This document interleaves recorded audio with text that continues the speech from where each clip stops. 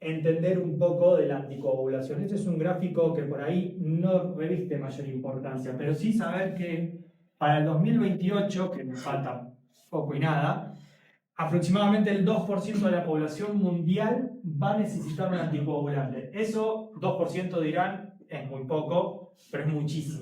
Son millones y millones y millones de personas que van a necesitar un anticoagulante, que quizás gran porcentaje de esas personas que necesitan un anticoagulante no saben que lo necesitan, y nos encontramos en la situación de que estamos adentro del hospital con un ictus o con alguna patología por la cual podríamos haber prevenido antes. Para el 2028, estos son el gasto de la coagulación. Del 2020 al 2028, en apenas 8 años, va a prácticamente duplicar los gastos en salud pública de los anticoagulantes. ¿Qué pasa? Son muy caros. Quizás es más barato prevenir que curar. Por eso tenemos que enfatizar mucho en las consultas, en las pautas de alarma y en el control con el cardiólogo y con todos los médicos en realidad. Muy brevemente la historia. ¿Cuándo empezamos con los anticoagulantes? Desde 1900 y antes también. Ya alrededor, a finales de 1800, se habían empezado a estudiar sustancias coagulantes y en este estudio de sustancias coagulantes descubrieron sustancias anticoagulantes, sustancias que prevenían la coagulación de la sangre. Empezaron a estudiar, este es el hombre que terminó descubriendo la heparina y la coagulación. Alrededor de 1920 empezaron a estudiar más fuertemente lo que es la heparina y los anticoagulantes. Alrededor de 1940 ya se sabía un poco más, ya se había inventado medicación anticoagulante, pero no teníamos los controles de hoy en día. De hecho, la medicación anticoagulante, la warfarina que ya se había inventado para 1940, se había empezado a usar en animales y no como para estudiar, sino para eliminar plagas. Claro, le dábamos un anticoagulante a un paciente, a un animal, no teníamos el control o la noción de que si nos pasábamos de rango, estábamos en una situación que podíamos tener hemorragias y los animales se morían de hemorragia. Ya para 1948, la warfarina se empieza a estudiar en humanos, ya se empieza a tener un poco más de noción de los riesgos, de los beneficios, y entre 1948 y 1950 empiezan los primeros estudios en seres humanos. Empiezan a tratarse pacientes con warfarina. En 1955, este muchacho que fue el presidente de los Estados Unidos tiene un infarto y lo tratan con warfarina. De ahí en más, la warfarina crece mucho en publicidad y se empieza a dar mucha más importancia al control anticoagulante de los pacientes. Entre 1950 y 1970 hay una gran cantidad de estudios, se conoce mucho más de los rangos, de los beneficios, del cuidado y de la protección de los anticoagulantes. Se empieza a indicar cada vez más para distintas patologías. Empezamos primero con indicaciones para trombosis venosas profunda y embolia de pulmón, luego el infarto agudo de miocardio, arritmias en 1960 aproximadamente, algunos años más, algunos años menos, empiezan las cirugías con las prótesis mecánicas. Se empiezan a estudiar, se empieza a indicar pacientes, se empieza a indicar la anticoagulación para las prótesis mecánicas. 1970 se descubre las heparinas de bajo peso molecular, que son unas heparinas que ya se conocían desde 1800 y tanto, pero empiezan a ser más seguras, más efectivas, se empieza a perfeccionar la forma de indicarlas, los controles que teníamos que hacer para estar más cerca del rango terapéutico y más lejos del rango de las complicaciones de la misma.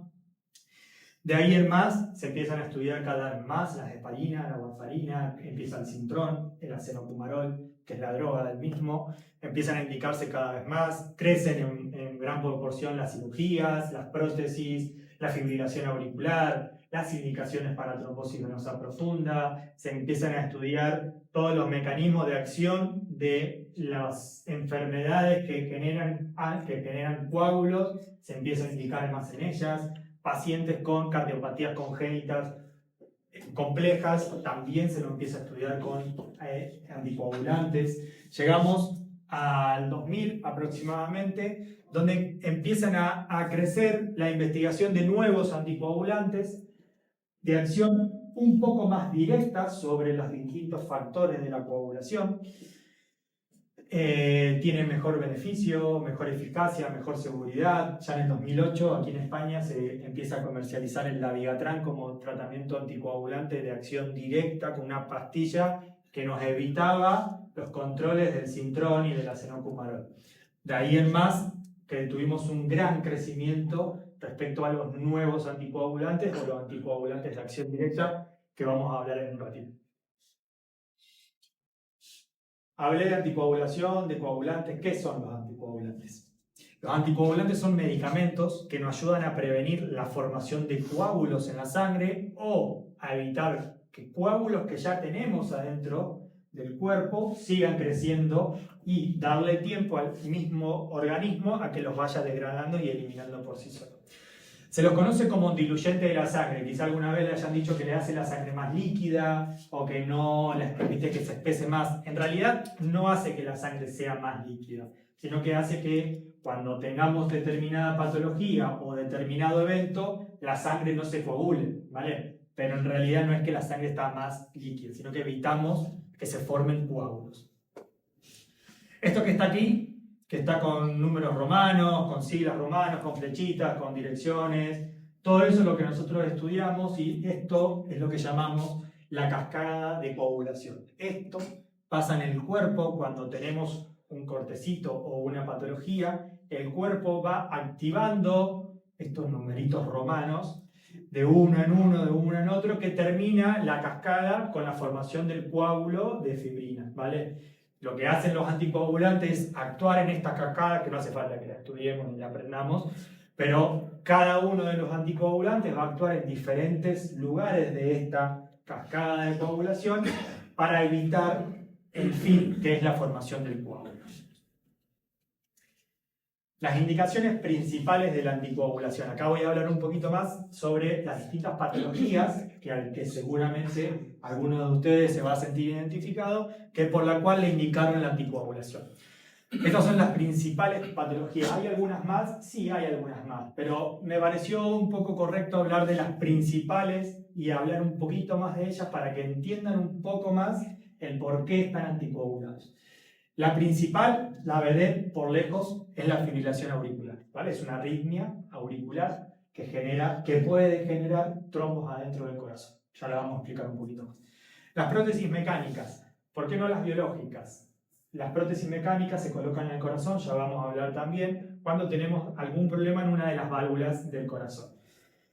Se puede poner prótesis biológica, se puede poner prótesis mecánica. Las prótesis biológicas, como son de un material muy similar a la prótesis nativa, no necesitan un anticoagulante. Las prótesis mecánicas han mejorado con el tiempo, pero como son discos de un material de carbono, se pueden obstruir y pueden formar un trombo al cual no permita su apertura. Ya vamos a hablar de la misma también. Por eso esa prótesis necesita anticoagulación y no la otra. Trombosis venosa profunda y embolia de pulmón son dos patologías que están íntimamente relacionadas, porque la trombosis venosa profunda puede terminar en una embolia de pulmón y la cual necesitamos anticoagulante. Ya vamos a ver que algunos pacientes necesitan mayor cantidad de anticoagulación o más tiempo de la anticoagulación que otros. El síndrome coronario agudo, quizás algunos de ustedes tuvo algún infarto agudo de miocardio por el cual llamaron a la ambulancia de urgencia, lo llevaron al hospital, lo llevaron a una sala de hemodinámica con un tubo que daba vuelta alrededor de ustedes y le terminaron colocando un stent.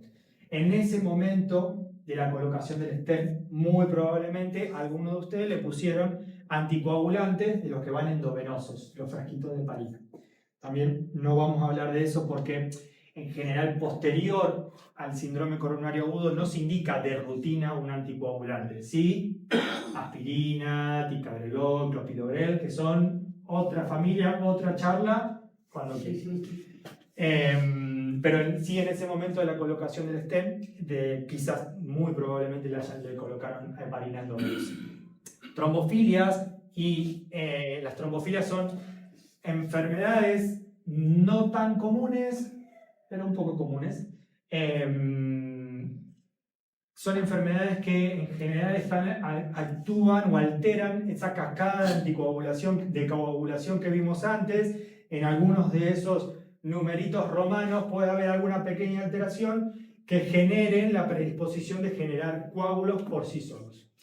El síndrome antifosfolipídico quizás es el nombre que alguna vez hayan escuchado y es no siempre, pero indicación de anticoagulación. Inmovilizaciones prolongadas, lo mismo. Quizás alguno de ustedes estuvo internado, hospitalizado por varios días y en algún momento venían y le hacían un pinchacito en la panza. Eso es también una heparina que en vez de endovenosa se hace subcutánea. Eso también es una indicación de anticoagulación. Vamos a ver que dependiendo cada paciente o cada indicación de la anticoagulación, si es por profilaxis o como tratamiento anticoagulante, va a tener una dosis determinada. Cardiopatía congénita, ya lo había explicado al principio. Algunos pacientes nacen con algunas enfermedades desde el nacimiento, desde cuando nos estamos desarrollando en la panza de mamá, que requieren anticoagulación. Son muy pocas, son muy específicas. La cardiopatía congénita es un poco artesanal en cuanto al tratamiento de ellas, pero algunos pacientes en particulares requieren de anticoagulación. Y hay otras indicaciones, como habíamos hablado en principio en la indicación, ¿qué son los anticoagulantes? Que previenen la formación de trombo o evitan que los trombos que ya tenemos adentro del cuerpo sigan creciendo. O sea, hay pacientes que a lo mejor tienen un trombo, por ejemplo, adentro del corazón, para evitar que ese trombo se siga agrandando y siga formándose, damos anticoagulantes para que el propio cuerpo lo vaya degradando y lo vaya eliminando. Vamos a hablar de las principales cosas que son las más frecuentes. Por lejos, la fibrilación auricular es la más frecuente y la mayor cantidad de indicación de anticoagulantes de los pacientes. Seguramente, si levantamos la mano acá, no diría la mitad, pero gran porcentaje de ustedes está anticoagulado por esta arritmia, ¿vale? Es más común cuanto más grandes somos, ¿sí? Pasamos de aproximadamente un 4 o 5% a los 60 años a casi el 20% de esta patología arriba de los 80 años. Casi que multiplica, cuadriplica o un poquito más el porcentaje de pacientes que van a tener esta sola indicación de anticoagulantes. Se cuenta que cuando es muy importante, más posibilidad de tener esta arritmia. La causa, 1,5 millones de causas, más o menos. Es multifactorial, no le podemos echar la culpa a una sola causa, hay un montón. La edad, el sobrepeso, la hipertensión, accidentes, infartos agudos del miocardio, cardiopatías congénitas, un montón de causas que pueden o que van sumando porcentajes y chances de tener esta arritmia. El problema de esta arritmia es que es mayoritariamente asintomática hasta que tenemos un síntoma, que el síntoma es la formación del trombo o del coágulo de sangre adentro del corazón que sale y produce el accidente cerebrovascular o el ictus. Muchas veces sentimos un poco de cansancio, malestar, sentimos el pulso irregular fundamentalmente, y es la característica propia de esta arritmia, la irregularidad en el latido cardíaco. La fibrilación auricular, el ritmo normal del corazón, se forma en un lugar del corazón, viaja por unos cablecitos, que no tenemos cablecitos, pero para que lo entiendan muy fácilmente, viaja por el corazón y hace que el corazón se contraiga y que salga la sangre del cuerpo. En la fibrilación auricular, una parte del corazón no contrae de forma correcta y no hace que la sangre se mueva permanentemente. Eso hace que la sangre se enlentezca en esta zona, se arremansa, se estaciona y se forman coágulos de sangre adentro del corazón. Por eso necesitamos el anticoagulante. Y lo que decía, gran porcentaje de los pacientes, aproximadamente 90.000 pacientes en España, tienen esta arritmia y no saben que la tienen. Por estos, el gasto en salud de pacientes con ictus, accidentes cerebrovasculares, accidentes en las piernas y tal. Por eso es importante controlarse y consultar al médico ante cualquier duda de de esta patología o alguna alteración en el ritmo que nos haga pensar o sospechar que podemos llegar a tener esta arritmia.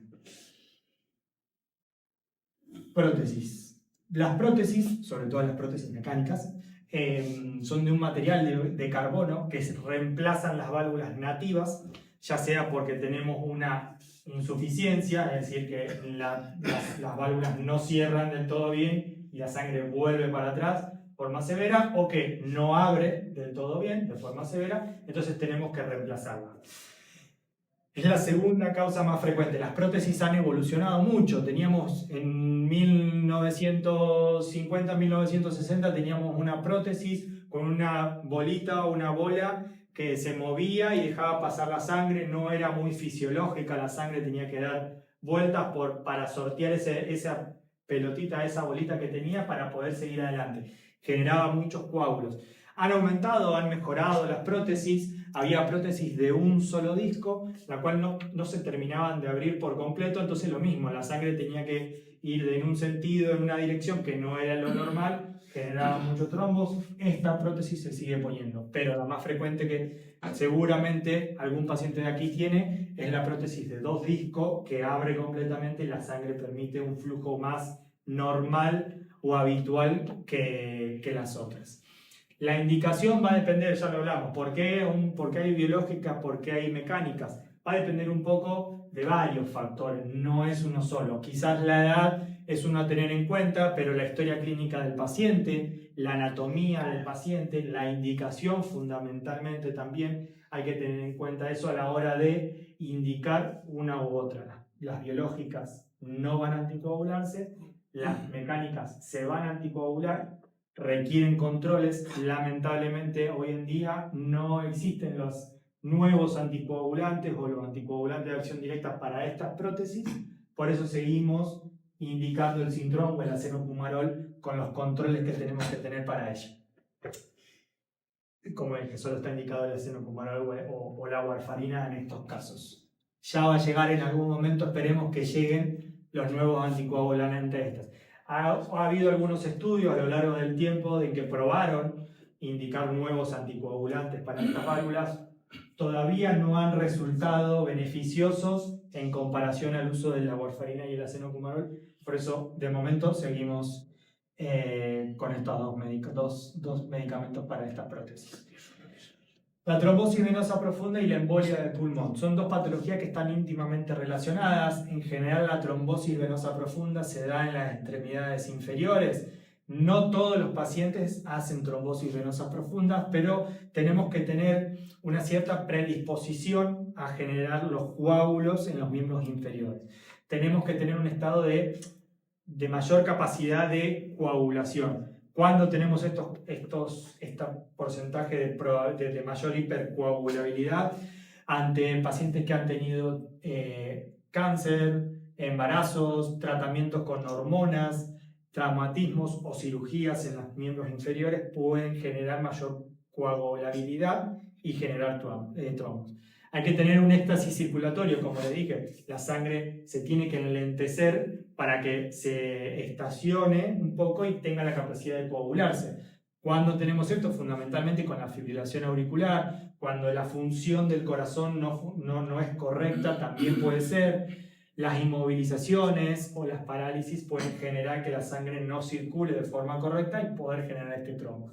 Y además tenemos que tener una lesión en la pared de la arteria o de la vena, en este caso, que lo podemos tener ante traumatismo, punciones, sustancias irritativas también pueden generar la lesión, y en estos casos podemos generar un trombo en las piernas. Este trombo que tenemos se puede desprender, parte o total, puede viajar por el torrente venoso, vuelve la sangre hacia el corazón, del corazón de las cavidades derechas pasan al pulmón, la sangre a oxigenarse y vuelve al corazón para que salga por la arteria aorta. Cuando tenemos un trombo, cuando va al pulmón la sangre a oxigenarse, se lleva ese pedacito de trombo o trombo completo y no permite la difusión de la sangre, y por eso se obstruye y tenemos una embolia de pulmón o un infarto de pulmón. Una partecita del pulmón deja de llegarle irrigación sanguínea porque el trombo está tapando la arteria. Estos pacientes van a tener un tratamiento anticoagulante, muchos de ellos va a depender un poco de la patología que causó esa trombosis o esa embolia de pulmón, la duración del tratamiento. Quizás alguno de ustedes dice, yo estoy anticoagulado por una trombosis venosa profunda hace 5 años, todavía sigo anticoagulado. ¿Cómo puede ser?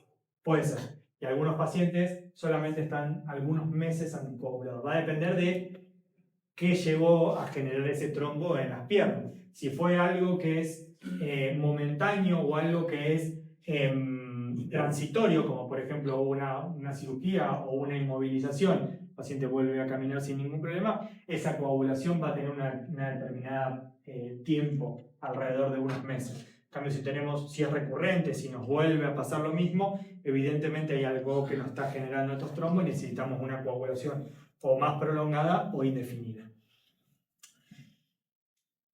¿Qué tipo de anticoagulantes hay? Algunos de ustedes están anticoagulados con Pradaxa o con Rivaroxaban o con Eliquis, otros están anticoagulados con warfarina o con Sintrom, que es el acenocumarol. ¿Por qué hay diferentes anticoagulantes? A lo mejor alguno en algún momento estuvo hospitalizado y usted estaba tomando un anticoagulante y de repente le pinchaban la pancita. Eso también es un anticoagulante. Vamos a hablar muy brevemente de cada uno de ellos.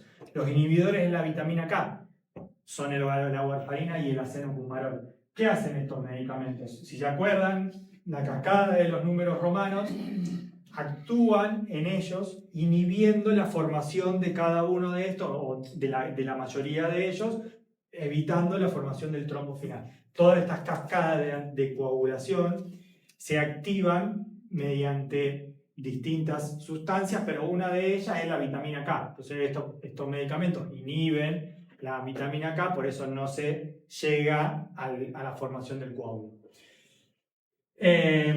Como dijimos, casi todos tienen la misma indicación, salvo las prótesis mecánicas. Las prótesis mecánicas son los únicos que necesitan anticoagularse con estos dos por ahora.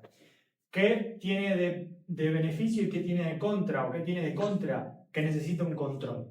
Probablemente muchos de ustedes están anticoagulados con warfarina o acenocumarol y tienen que ir al principio, todos los días no, pero gran cantidad de las semanas hacerse controles y después cada vez espaciándolo un poquito más, pero tienen que ir al hospital a hacerse a que le pinchen, que le saquen sangre para decirle qué tienen que tomar durante la semana y por qué se va modificando esto, ya vamos a hablar.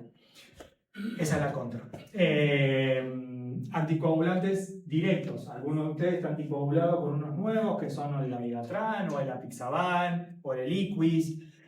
Son medicamentos que actúan en estos numeritos romanos, pero en uno solo de ellos de forma más directa, teniendo un poco más de noción su dosis. No tienen que cambiar la dosis semana a semana o día a día, tienen una sola dosis.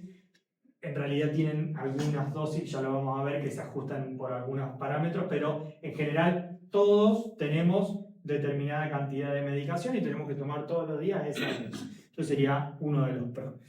La contra quizás es que no lo podemos indicar para todos los pacientes. Las prótesis no se pueden indicar esta medicación, por eso se usa para pacientes con trombosis venosa profunda o pacientes con fibrilación auricular, entre otras. Y las heparinas, que lo que habíamos hablado, fueron una de las primeras que se crearon o que se estudiaron. La acción es muy rápida, no se pueden administrar por vía oral, se tienen que administrar por vía lo que llamamos parenteral, que es subcutánea o endovenosa. Muchos de ustedes están anticoagulados, estuvieron ingresados y le rotaron la anticoagulación de vía oral o endovenosa o pinchacitos en la panza quizás. Estos son los dos tipos de heparinas de bajo peso molecular y no fraccionada, no nos vamos a meter en eso. La enoxaparina o el Clexane quizás es la droga que más en nombre comercial se puede llegar a conocer. Sus dosos básicamente los mismos que el Sintrom y la warfarina, pero también en algunas situaciones en particulares hay que indicarla y se tiene que usar esta por sobre las otras.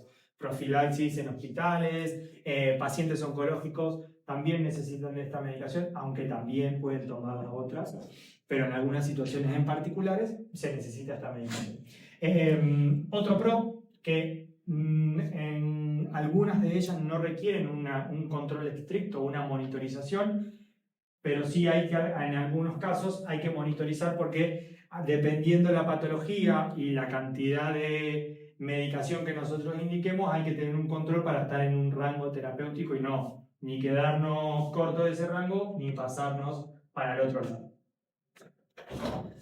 Vamos a hablar un poquito cada uno de ellos. Los inhibidores de la vitamina K, que son la warfarina y el acenofumarol, o el Sintron es la marca comercial más frecuente. Se diferencia un poco de los nuevos anticoagulantes, primero porque los nuevos anticoagulantes son nuevos y los otros son viejos, nada más. Primero y principal. La acción, el mecanismo de acción o el inicio de acción es un poco más lenta que los otros. Los otros se da una pastilla, a las horas ya empieza a funcionar. El Sintron tarda unos días en empezar a hacer su efecto de forma permanente. Por eso, cuando empezamos a tomar el Sintron, tenemos que dar una cantidad de droga o la pastilla entera, después un cuarto, después 3/4 y vamos a ir variando poco a poco la dosis que vamos a ir dando. La dosis es variable. Todos los que están acá con Sintron, ninguno toma la misma dosis. Todos varían porque cada cuerpo es distinto, porque el mecanismo de acción, porque la medicación que toman, porque la indicación hace que tengamos que tener algo más artesanal a la hora de la toma de la medicación.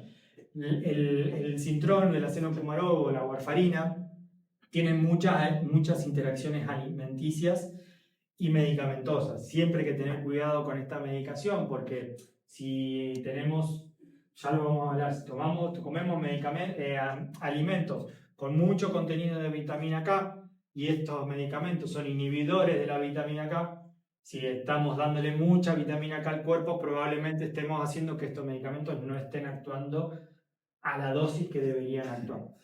Vamos a hablar un poquito más adelante. Necesita una monitorización, lamentablemente tenemos que sacarnos sangre o del brazo o con un pinchacito, también le voy a aplicar, para controlar, así como el diabético se tiene que controlar la glucosa, el azúcar en sangre, estos pacientes tienen que controlarse el rango terapéutico.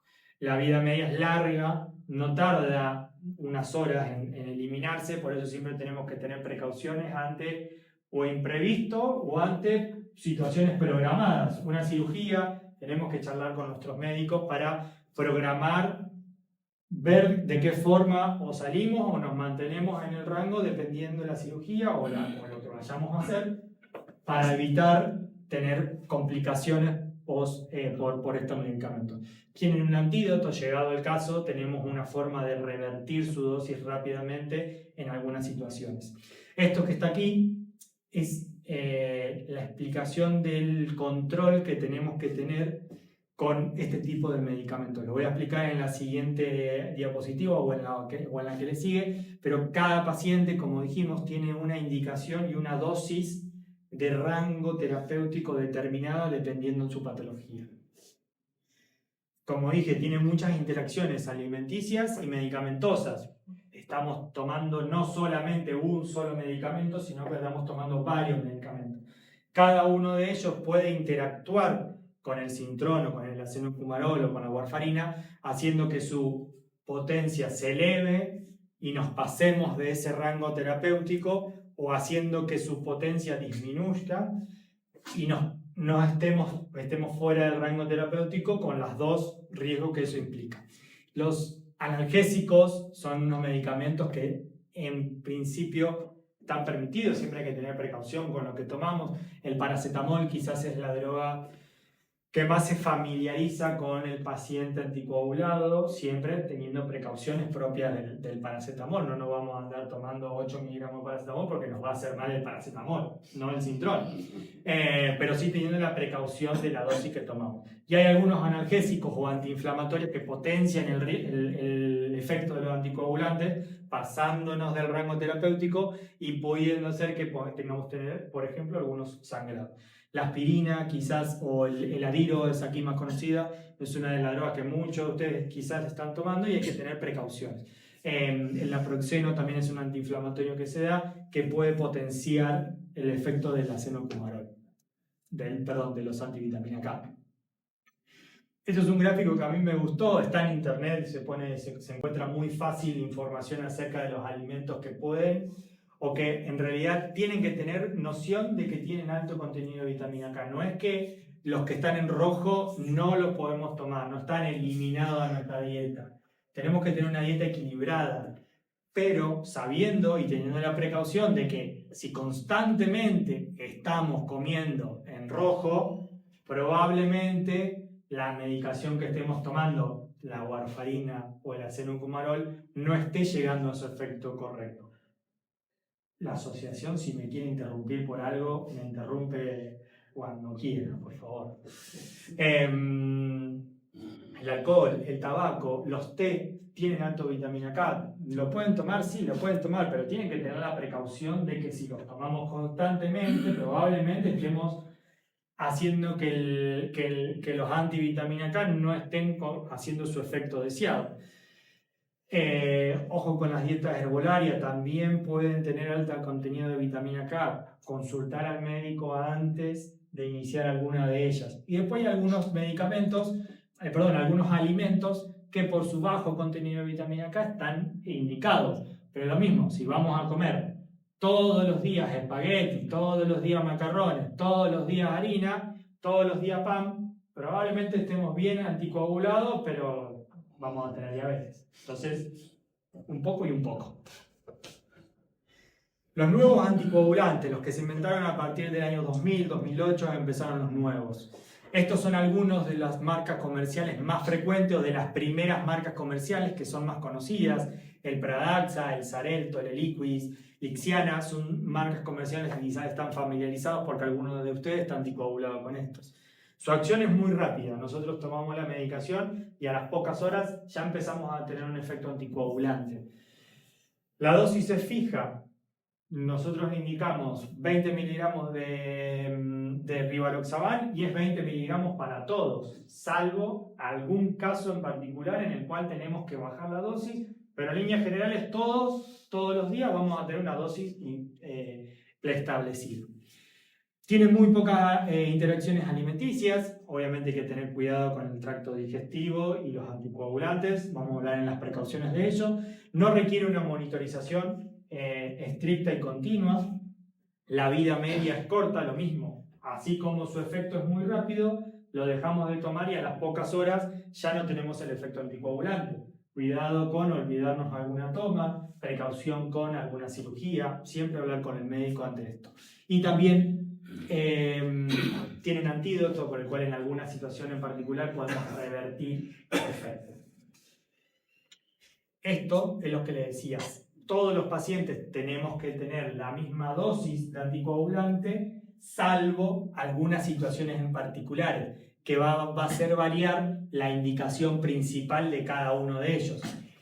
No vamos a hablar de cada uno de ellos o cada indicación por el cual tenemos que bajar la dosis, pero en líneas generales, todos los pacientes que tengan insuficiencia renal, dependiendo del grado de la insuficiencia renal, tenemos que tener precaución y bajar la dosis. Algunos pacientes o algunos medicamentos, si el paciente es muy añoso, sobre todo si él tiene más de 80 años, tenemos que considerar bajar la dosis. Y lo mismo que en el peso, algunos, si el paciente es muy delgado, deberíamos considerar bajar un poquito la dosis, pero la dosis seguiría siendo la misma durante todo el día y durante todas las tomas.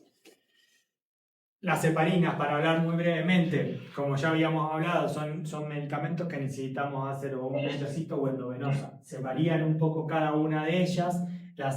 El clexane o la enoxaparina quizás es la que quizás le suene a algunos de ustedes. Es un medicamento que se pone de vía subcutánea con pinchacitos por debajo de la piel. No requiere una monitorización, aunque sí se puede hacer. Y van a tener dosis preestablecidas dependiendo del peso del paciente y de la indicación, ya sea o por profilaxis o por tratamiento anticoagulante.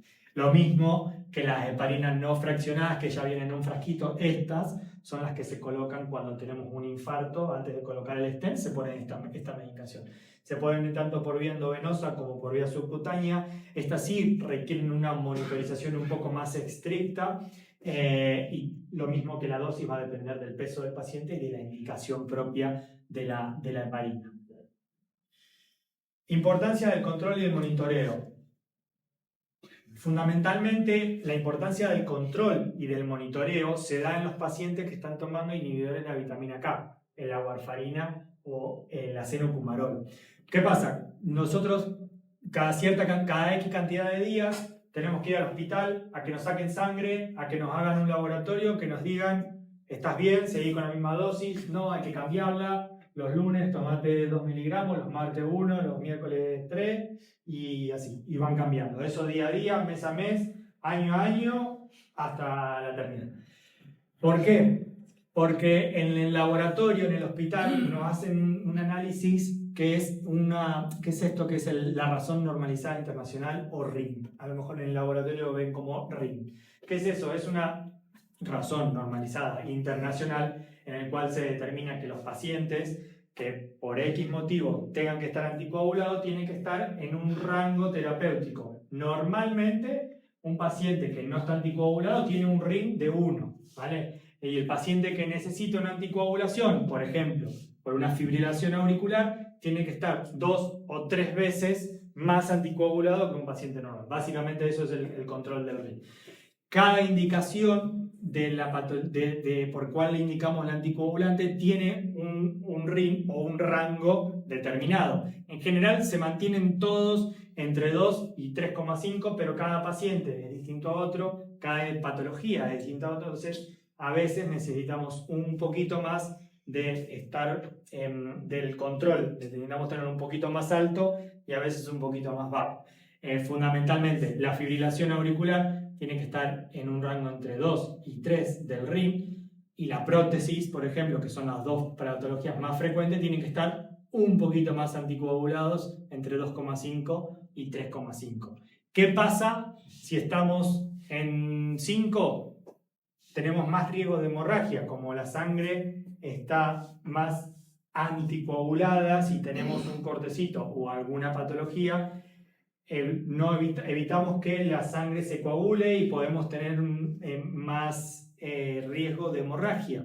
¿Qué pasa si estamos por el otro lado? Si estuvimos tomando mucho alcohol, mucho cigarrillo, mucho té, mucho remolacha y mucha hoja verde, no llegamos a estar en rango terapéutico y tenemos el riesgo de no hacer el efecto anticoagulante, de que la patología que tengamos genere el trombo adentro del corazón, en las arterias y en las venas, y tener la patología que tratamos de evitar. ¿Qué pasa? Hace varios años, se inventó un dispositivo que es muy similar al control de la glicemia del diabético. El diabético todos los días se tiene que hacer un pinchacito en el dedo, con un aparatito se controla cuánto azúcar tiene, y en base a eso se ve si se tiene que hacer una inyección de insulina o no. Hace muchos años se inventó el autocontrol del tratamiento anticoagulante oral. Es un aparatito muy similar, de las mismas características, que lo que hace es controlar, en vez de la glicemia, controlar el rango terapéutico del RIN. Entonces, lo podemos hacer desde casa a esto. Tiene algunas gran ventajas respecto al otro. Aumenta la precisión del resultado al hacerlo siempre con el mismo aparato y el aparato está calibrado. Tenemos siempre una misma máquina que nos está diciendo cómo está nuestro rango terapéutico. Tenemos un mejor control del RIN, porque lo tenemos en casa, porque nos pasó algo, porque tenemos diarrea, porque tuvimos vómitos, porque X motivo, nos hacemos un control, sabemos si estamos en rango terapéutico o no. Autonomía y movilidad. Esto se requiere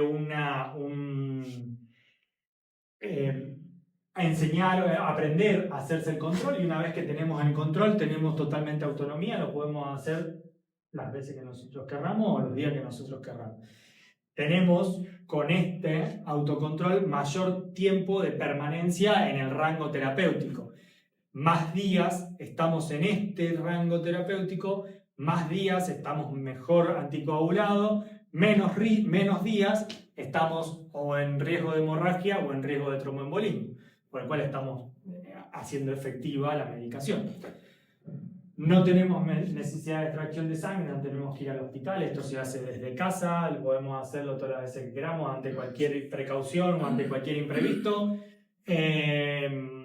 Nos hacemos el control, llamamos al médico, estoy en 6 de rango, nos manejamos, estoy en 1 de rango, modificamos la medicación.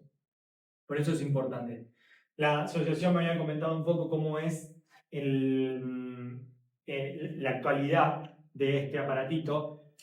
Todavía no está de forma unánime disponible para todos. Ya van, si quieren, después pueden explicar ellos mejor que yo. Pero las tiras reactivas sí, se ha logrado que la seguridad social lo cubra, no el aparato. El aparato hay que solventarlo de forma propia, salvo la suerte de que tengan aparatos en el hospital que vayan y se los den. Las precauciones y cuidados, y ya terminamos. Uy, me fui. Precauciones y cuidados. Como les dije, cuanto más tipos de rango en rango terapéutico estamos, ya sea con el síndrome del acenocumarol o con los otros anticoagulantes, que en general siempre estamos en rango, pero también tenemos riesgo. Estamos anticoagulados, ante cualquier imprevisto podemos estar dentro del riesgo de la hemorragia o dentro del riesgo del tromboembolismo. El riesgo mayor y el más importante o el que más nos asusta a los médicos es la hemorragia. Es estar pasados de rango y que podamos tener algún tipo de hemorragia. ¿Qué tipo de hemorragia?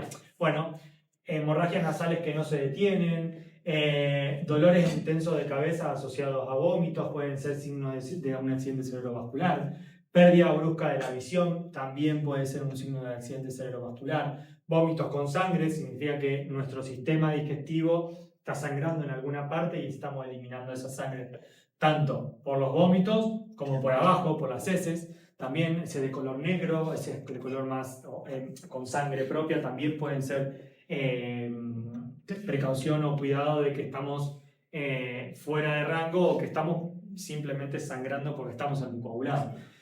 Hemorragias ginecológicas severas, orina con sangre, el sistema urinario también puede sangrar, hemorragias excesivas que no ceden después de estar un buen rato comprimiendo porque me corté, precauciones. Y ante todo esto, presencia de grandes hematomas, nos hicieron un pinchacito de una vacuna intramuscular o no quisieron sacar sangre y tenemos un hematoma que crece, podemos estar teniendo un sangrado interno o golpe fuerte en la cabeza o en el abdomen, tenemos que tener precauciones porque podemos estar más frágiles y más predispuestos a generar un accidente cerebrovascular. Ante todo esto, al hospital o al médico, ¿sí? Y ya terminamos. Como precaución o recomendaciones, quizás esto es lo que más me interesa que se lleven a su casa, tener al menos una noción, ¿no? Después hay un examen, tienen que rendir todos, no sé si lo habían dicho, no, mentira. Pero sí me gustaría que se lleven algo a la casa. La medicación hay que tomarla siempre a la misma hora. ¿Por qué esto? Primero porque generamos un hábito y no nos olvidamos. Si la medicación la tomamos siempre a las 7 de la tarde, a las 8 de la tarde o a las 8 de la noche, hacemos el uso de que a las 8 de la noche yo tengo que tomar la medicación. Si la vamos variando, primero que variar la medicación no es lo correcto porque la medicación tiene cierto tiempo de duración y si vamos variando esa duración se va alargando o acortando. La toma, si he olvidado de tomarme una toma, puedo hacerlo en otro horario, pero recordar que, por ejemplo, si estamos tomando nuevos anticoagulantes y hay que tomarlo cada 12 horas, debemos tomarlo cada 12 horas. Si variamos la toma, recordar que hay que tomarlo cada 12 horas. No hay que recuperar una toma si me olvidé. No es que al otro día me tomo 2 comprimidos. No es el mismo efecto. Los medicamentos herbolarios, lo que habíamos hablado mucho de medicamentos herbolarios, tienen alto contenido de vitamina K. No están prohibidos, pero consultar con el médico, porque podemos estar haciendo que si estamos tomando cintrona o warfarina, nos estemos saliendo del rango terapéutico. El analgésico de forma ocasional, lo recomendable es el paracetamol. Precaución, no superar los 2 gramos. ¿Podemos tomar otros? Sí, podemos tomar otros, pero idealmente consultar con el médico para pautar qué analgésico podemos tomar. Evite el consumo de alcohol. El consumo de alcohol no es bueno para nadie. Para el paciente anticoagulado tampoco. tienen alta vitamina K, también podemos salir del rango terapéutico de la acenocumarol o el sintón, o la warfarina, perdón. La dieta equilibrada, como dijimos, no es que lo rojo es prohibido, pero tener precaución. Y ante cualquier dieta específica, consultar al dietólogo o al médico que la vamos a iniciar. Si tengo vómitos, si tengo vómitos inmediatamente después de la toma, probablemente, y más si vomito y veo la pastilla no está haciendo efecto, tengo que volver a tomarla. Pero si ya pasó un tiempo, probablemente esa medicación ya se ha absorbido en total o en parte, por lo que ante la duda, si tengo vómitos reiterados, consultar. La diarrea lo mismo, si tenemos diarrea probablemente no estemos absorbiendo bien el medicamento, por el cual si tenemos diarreas prolongadas, consultar porque necesitamos ajustar el tratamiento. Las inyecciones o las vacunas intramusculares siempre no se recomiendan avisar a la enfermera o el médico que estamos anticoagulados y que las inyecciones deben ser subcutáneas. Las intervenciones quirúrgicas, ya hablamos un poquito de cada una de ellas, de hablar con los médicos que nos van a hacer la intervención de que estamos anticoagulados porque probablemente tengamos que salir de esa anticoagulación, hacer pinchacitos en la panza o no, cada intervención es distinta a otra, pero siempre avisar que estamos anticoagulados. Identificarse como paciente anticoagulado, muy importante, no les pido que se hagan un tatuaje en la frente que están anticoagulados, pero sí sería ideal tener una credencial y ante la duda siempre avisar que estamos anticoagulados y nunca interrumpir el tratamiento por su cuenta, siempre hablar con el médico de que estamos anticoagulados, ya sea cualquier médico, y pautar con él el seguimiento que vamos a tener. Para lograr.